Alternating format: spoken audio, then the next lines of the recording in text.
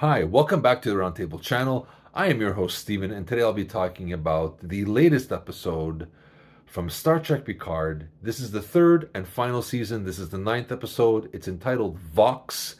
We're coming down to the crunch. It's going to be the last episode this week. I'm excited.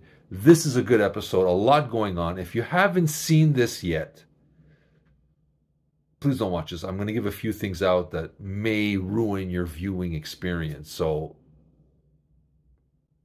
stop. Now that we're ready to go, this is how we start. All right. Now, first off, I'm going to start off. Troy comes and helps Jack discover or give him the strength to open the red door. And what we find behind the red door is the Borg Queen. Now, the Borg Queen, this is the Borg Queen from the Next Generation film and the Voyager finale. So this is a nice throwback to that era, and I really, really like that. That was a nice touch. What got me going, there was something that Troy said. She says, "My gifts are not perfect, but I've never been mistaken about the Borg, or I never make a mistake about the Borg."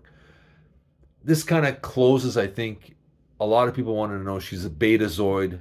How far is she in her powers? This is kind of saying that she's not full-fledged, I think. This is like, you know, like we've seen that she can sense emotions a lot, but she can't per se read your mind 100%.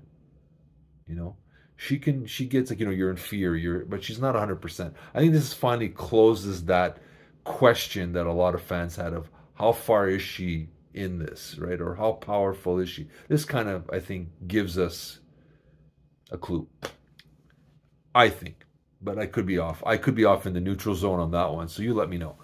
Next up, what really caught me off guard that I had to sit back and think about this is when Beverly Crusher goes, "Borg? We haven't seen a Borg in a decade," or something like that. And I'm thinking, well, season 2 of Picard, that takes place a decade before? So I said, hold up. So I read somewhere online, apparently the Girardi thing, when she takes the Borg in season 2, or becomes the Borg Queen, that original Borg is from an alternate timeline and has nothing to do with this. So they don't know anything about this. So, all right. Fair. But that took me a while to, I did the, hey? What? Huh? Okay. Now I get it. So what happens is the Borg have joined forces with this rogue group of changelings. And we have found out that Jean-Luc Picard's DNA has been altered. So even if they removed all the Borg trinkets, whatever you want to call them, the pieces that we see when he was Locutus, there's still something in his DNA.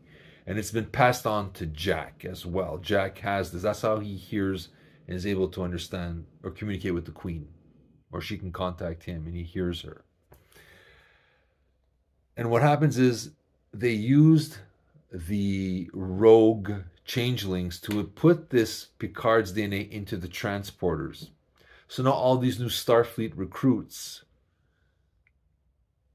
have now been, when they beam up somewhere, have now been infiltrated with the Borg DNA, that Borg DNA. So they're kind of like a splinter cell.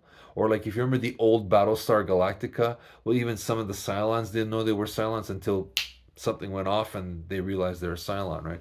Same thing. Which I like that. That was a really great idea. The thing is, I wish, and don't get me wrong, I love the Borg, but they always use the Borg. I wish they would have given us something else. There was a rumor there was that creature that killed Tasha Yar in the Next Generation, that kind of like, it looked like tar on a planet and it kills her. They kind of said at one point it could be that creature. I was kind of hoping something out of there other than the Borg, but you know, hey. Other things, Shaw, a great character, a layered character, a survivor of the Borg attack. We kind of see why he became an asshole. I've learned to love this character and that he gets shot. And there's a nice scene that he hands over the command to Jerry Ryan, but he calls her by her real name. He never did before. He calls her 7 of 9. You are the captain now. I thought that gave me gooseflesh. I was like, yes, finally. Very happy about that. I geeked out, went a little crazy. Had my little pun fire moment there. Maybe not pun fire. That's something else. So forget I said that. But I had a little geek out moment. Enjoyed that. We got to see the Enterprise D. Majority apparently says because of the Prime Directive, they had to retrieve the saucer section off Viridian. And that's cool. So the ship now they says he's analog. So they're not linked to all the other ships like the new starships are. They're all linked together. It's kind of like Wi-Fi connection. So this is analog. So the other ships can't get to them and see their location. So that's interesting. It was a heartfelt moment, a little goosebump seeing the Enterprise D.